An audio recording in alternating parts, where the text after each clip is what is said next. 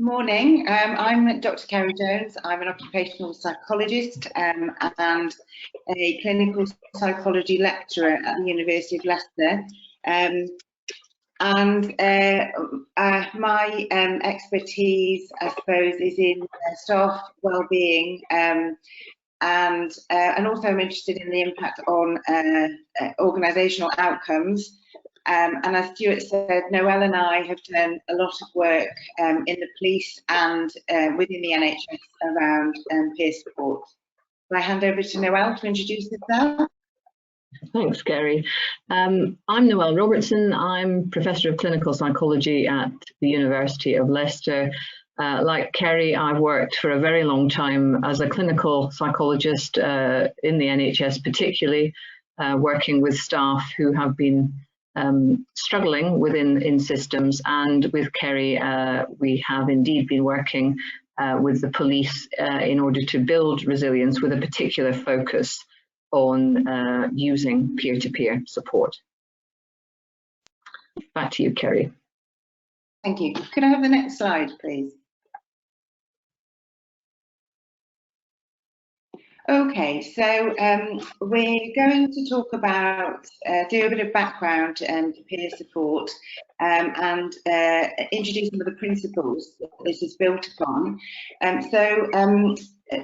Peer support is built around strong social support networks, and having strong social support networks has a protective benefit on individuals' well-being, whether that be in the workplace or outside. So it's a buffering, it provides a buffering against stress and everyday stresses and strains, as well as occupational stressors. So precarious employment and unemployment could be one of those. Peer support programs aim to increase the social support within the workplace and develop resilience. And they are built on the collegial networks that ordinarily exist within a workplace, but seek to formalise that. Or it might be that actually, if it's an SME, as Stuart has mentioned, then actually it's developing those networks across SME organisations. And actually, there's quite a big literature on peer support and wellbeing interventions, and that's my dog in the background, who chooses to bark whenever I'm doing something like this. Okay, so okay.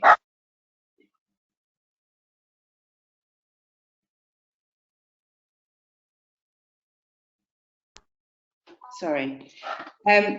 So there's organisational outcomes with building peer support networks, and these are increased job satisfaction and organisational commitment, and also more resilient staff perform better at work, so they're more productive and they have better output.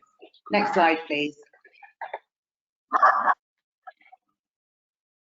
And peer support programs involve the training and deployment of peers to support those experiencing stress and emotional stress. And as I mentioned before, they build on naturally occurring collegial networks.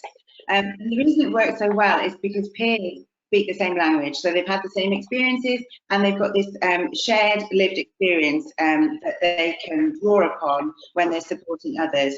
And this then develops and fosters a culture of credibility and trust. Next slide, please. Okay, so as Stuart has also said, we have been living now for 16 months through a life-transforming pandemic, and what we have seen is that COVID has catalysed progress, certainly across public sector and indeed private sector organisations. Although we've worked in staff wellbeing for a very long time, it's now really been amazing to see the transformation in conversations and processes where we construct emotional distress as a normal occupational hazard, and organisations are gearing themselves far more readily to anticipate distress and to mitigate the stigma associated with distress in the workplace. Organizational cultures themselves are transforming, so that they're beginning to understand that it's not just their outputs that need to be prioritized, but that well-being can also be prioritized, and this creates important synergies. Ceri's talked about the evidence base. We know increasingly that interventions that are addressed at organizational level are far more potent than those that merely look at individuals within organizations. And so many organizations are examining the process of how we support each other mutually, using each other's experience and understanding, and therefore embedding meaningful peer support because of its reflection of our natural inclinations to seek out those whom we know best in the workplace. Next slide, please. So why does peer support work? We probably know this already, but peers are much more likely to access their colleagues for support than the formal structures that organisations make available through occupational health, GPs and counselling services. More ready access to peer support permits opportunities for any organisation to intervene earlier before an individual falls into crisis and/or needs to take time away from work. So within peer support, the fact that peers within the organisation are trained to be able to identify and deal with emotional distress and support colleagues as they move towards their own self-care and signpost to other services where necessary is seen as a core element. And what peer supporters do is they operate compassionately and through structured discussions can facilitate the strengthening of individuals who themselves are in distress. Next slide, please. So we're going to move on to talk a little bit about peer support and what's become known as psychological first aid. Next slide, please. Psychological first aid is an orientation that fosters hope, encourages positive coping, and involves giving basic practical help. The underpinning psychological processes support people to feel safe, connected, and able to help themselves. And there are 3 key stages in psychological first aid. The first of which is to look, to assess the situation in which colleagues may find themselves, and to identify those who are particularly in need, to listen, to understand the specific needs that people present with, and to link, to offer further support. And psychological first aid, although it's now being more extensively considered and rolled out in organisations, was first developed specifically for use within the context of disasters and emergencies. Next slide, please. So, for organisations that are considering the utilisation of peer support, it's worth understanding what those peer supporter responsibilities are. They're there really in its simplest form to provide emotional first aid immediately or soon after a difficult event. And peer supporters are trained to create a confidential and safe place to discuss, to listen, and the intervention is at its most basic and non-interventional. So peer supporters will seek to stabilise through discussing emotional response, explore if someone is somewhat reticent, and to provide basic information. Next slide, please. One of the key elements of any peer support process is to ensure that what is being offered is bound by confidentiality.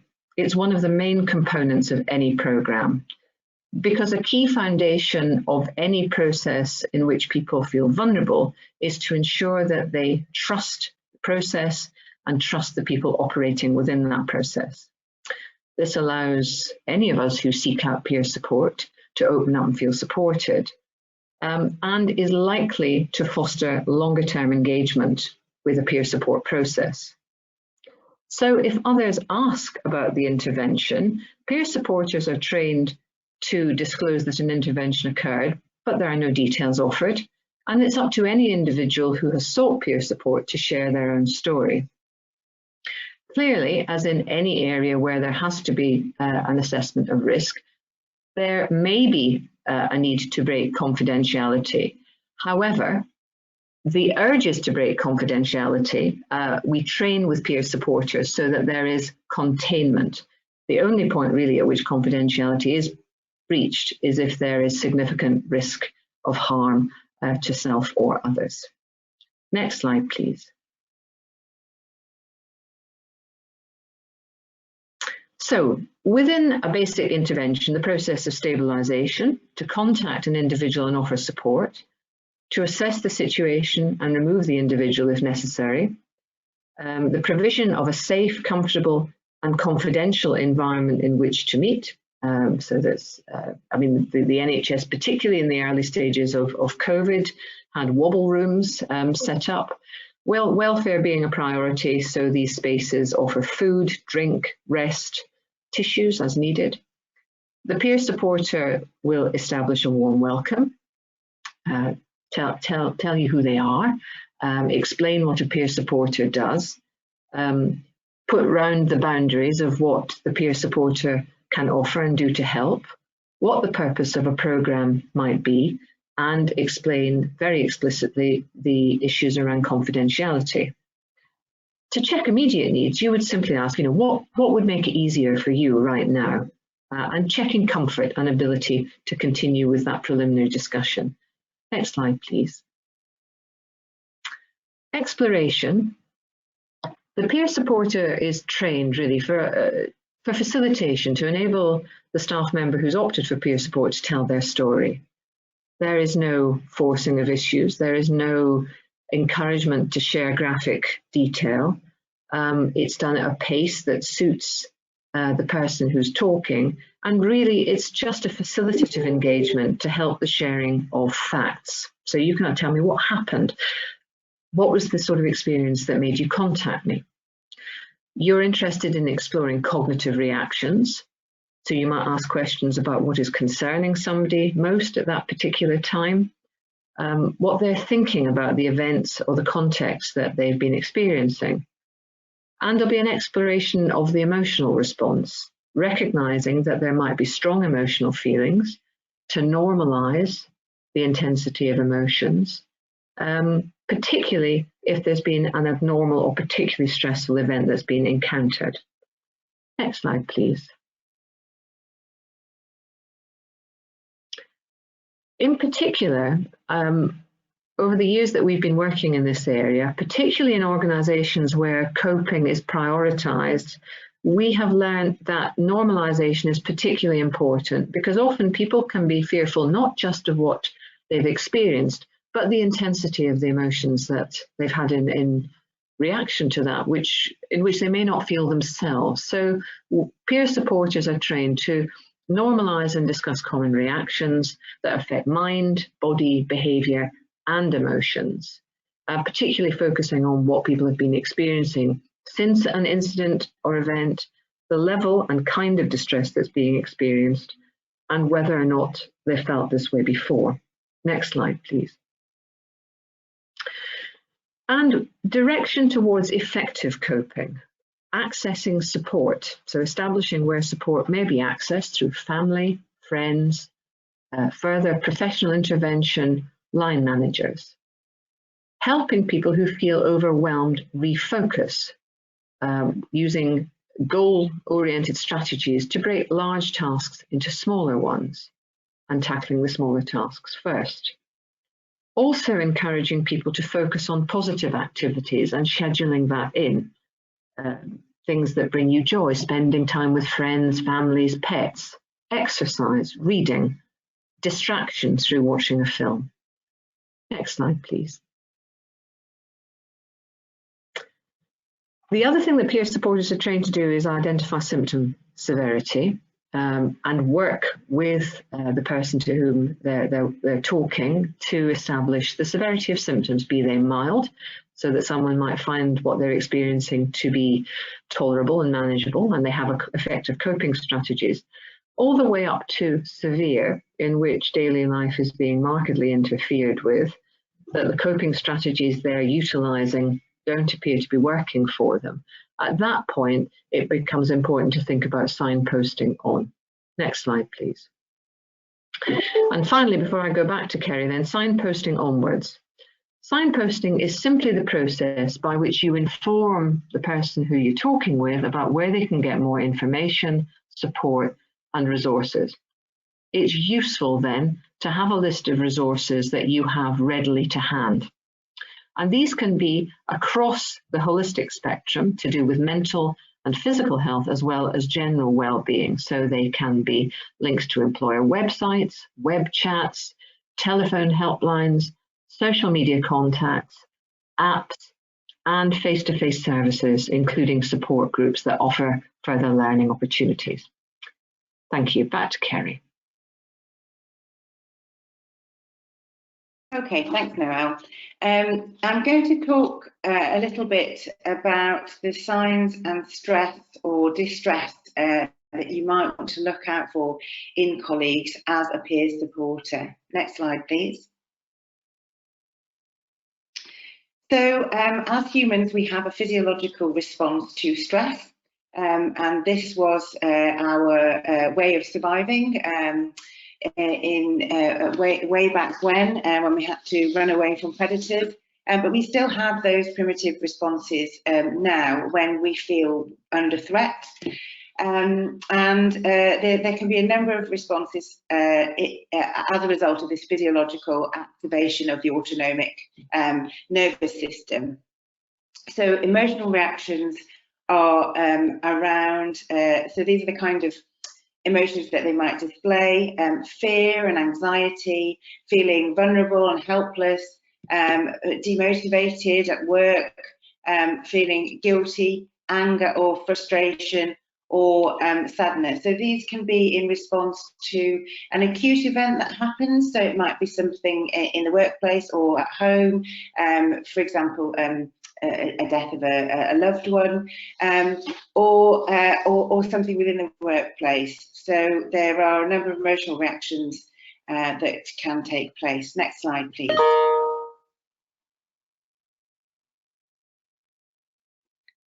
Next slide, please. And there's also a number of cognitive reactions. So these are linked to how people process and think about the situation. So quite often when something bad happens, there's a critical event, people experience intrusive thoughts, they have impaired concentration, confusion, a disassociation. So as a coping mechanism, they deny that things happened.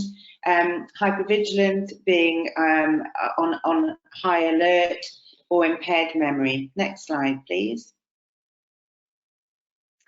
There's also social reactions to stress. So this is how people connect with others. And in terms of signs and symptoms, there may be reduced confidence or self-esteem, withdrawal, so withdrawal from key events, meetings, for example, being irritable, being more, having more interpersonal conflict, so falling out with colleagues and line managers, avoidance of certain tasks, and a lack of self-care. Next slide, please.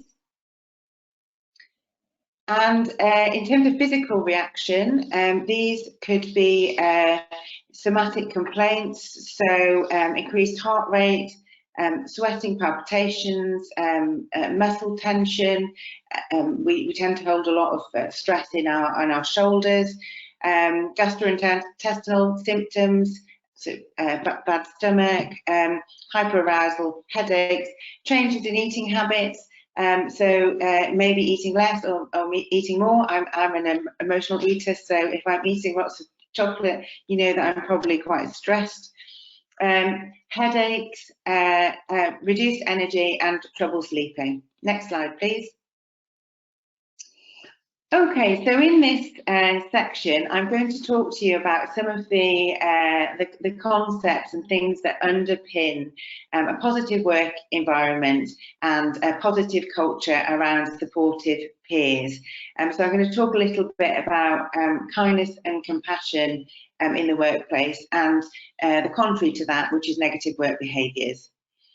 So one of the things that's key within a workplace is interpersonal relationships, and stress can arise from negative interpersonal relationships, as we can all probably attest to. And these negative interpersonal relationships can lead to workplace incivility. So this isn't quite as severe as negative workplace behaviours like bullying, but it's the general being slightly rude, discourteous to other individuals. It can lead to tension, interpersonal conflict, irritation and animosity. And when these reactions escalate or are sustained over time, then this can lead to negative workplace behaviours. Next slide, please. So workplace incivility and negative workplace behaviours are strongly linked, and actually they can start small and they escalate. So it's the incivility spiral.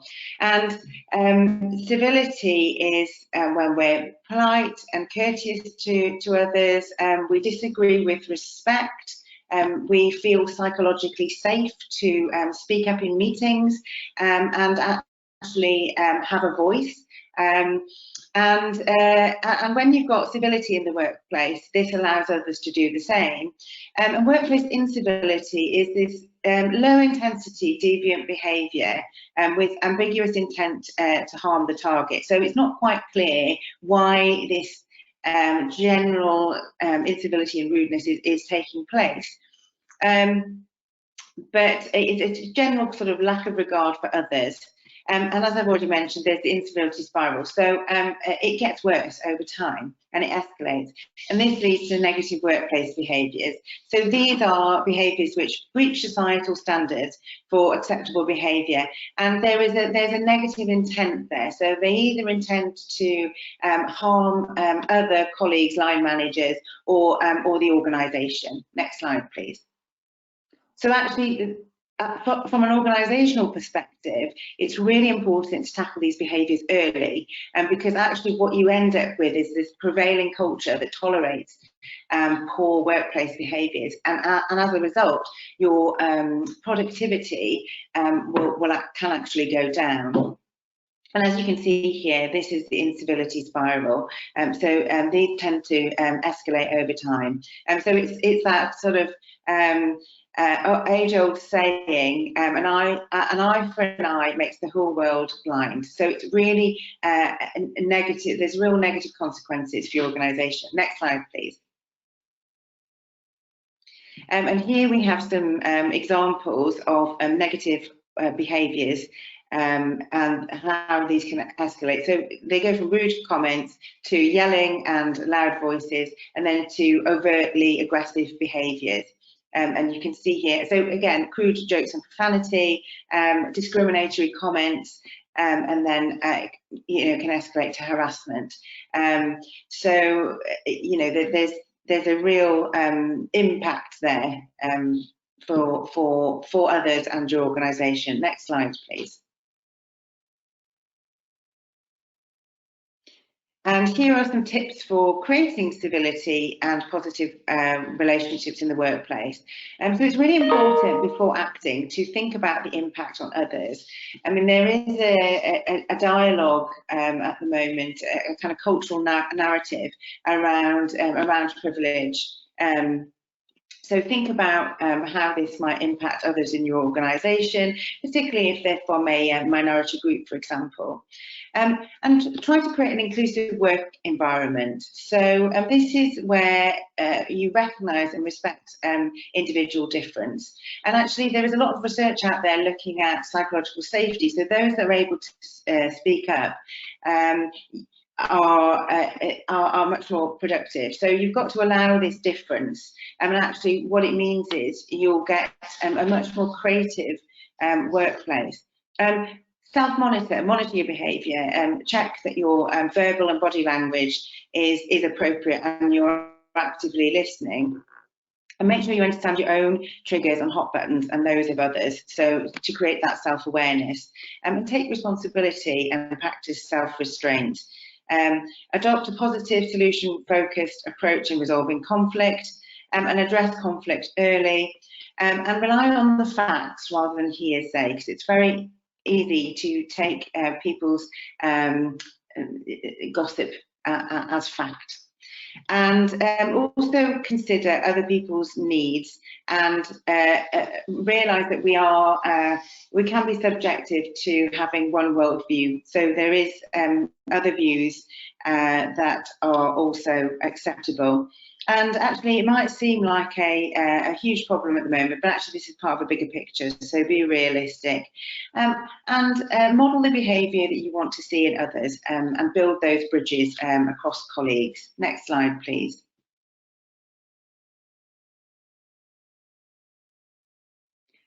Okay, so I've included here some examples of case studies within the workplace, and both of these use experimental design, so they're actually quite robust as a methodology. Next slide, please. So this is around workplace kindness. So we've talked a lot about workplace incivility, but actually kindness and showing kindness in the workplace can have a really positive impact. So there were 3 groups and they were randomly assigned. So this was a study that took place within Coca-Cola, and there were givers, receivers and controls. So the controls didn't have any intervention. And the givers were offered 5 acts of kindness from a personal list of receivers over 4 weeks. So there were small kindness tasks, pay it forward tasks that they had to undertake. And the givers and the receivers mutually benefited. So when they evaluated this, they found that actually both the givers and the receivers benefited from improved well-being. And this was both in the short term, but also when they went back and evaluated, they noticed that this was actually impactful in the long term as well. So receivers were more happy after 2 months, and givers were less depressed and more satisfied with their lives and their job. And quite surprisingly, givers' kindness actually inspired others within those teams to be kind to others, and receivers paid their acts of kindness forward by 278% when compared to the controls. So the lessons, really take-home lessons from that, are practicing kindness every day is emotionally reinforcing and contagious. So it's good for us, it's good for others, and it actually inspires kindness in others. And receiving kindness is unequivocally a positive experience. So this again will reinforce. So you've got the incivility spiral, and you've got this kind of kindness cycle that kind of reinforces. So a great study with fantastic benefits that show actually being kind in the workplace reaps huge rewards. Next slide, please. And this is I'm mindful that we might have some SMEs on the call. So Coca-Cola is a massive conglomerate, and this study is looking at female entrepreneurs in India. So there's a lot of research out there that tells us that women are less likely than men to succeed as entrepreneurs. And this was India's biggest bank. And what they did was they looked at their female customers, and they had a pool of 636 clients, and 424 were randomly selected and invited to participate. So they had a 70% uptake. So in India, educational attainment, particularly for women, isn't that great. So a lot of women are encouraged to be entrepreneurs, to have their own businesses. And this was a 2 half-day programme with 2 hours of in-class training per day, and a business counselling programme. So they were taught things like financial literacy and business skills, and then they were shown a film which had an example of a successful business woman, and they also worked with a trainer and set some goals around where they wanted to be. And they were encouraged to use saving as a way to achieve these targets. So what's interesting about how they conducted this experiment, the experimental variable, was they had a control group, so nothing happens with the control group, it's a comparator. And then the female entrepreneurs either went on their own or they went with a peer of their choosing. Next slide, please. So what's interesting about the outcomes is that both of them were likely to take out a loan, and that this was probably to do with the familiarity of the product. However, the ones that took a friend, a peer, used those marginal loans for business purposes, whereas the alone group used the marginal loans for things like home repairs, for example. And then when they followed 4 months later, those who took a friend with them, who had a peer, had a higher volume of business and more stated business plans to increase revenues, whereas there was no change in the outcomes for the alone group or the control group, and there was no change in their household income and expenditure. However, those in the peer group reported significantly higher household income and expenditure. So actually that's better for the wider economy. And the alone group were more likely to report their occupation as a housewife, and the peer group were less likely to report their occupation as a housewife and more likely to report their occupation as a business person. So actually just connecting with that peer makes really good business sense. Okay, I'm just mindful of time. I've put the references there if you want to look those up. I think we're probably about time. Can we look at the next slide, please? Okay, so I mean, one of the things that we want you to really sort of take away is thinking about the challenges for providing peer support. What are the challenges within your organisations? What are the barriers and levers? We've talked to you about the process, we've talked to you about some of the evidence base, we've talked to you about the business benefits. So it makes good business sense to have peers, either outside of your organisation or inside of your organisation or both. So what we want you to take away is to think about what's that process going to look like with your organisations, what are the levers and barriers, and how are you going to overcome them? Okay, thank you.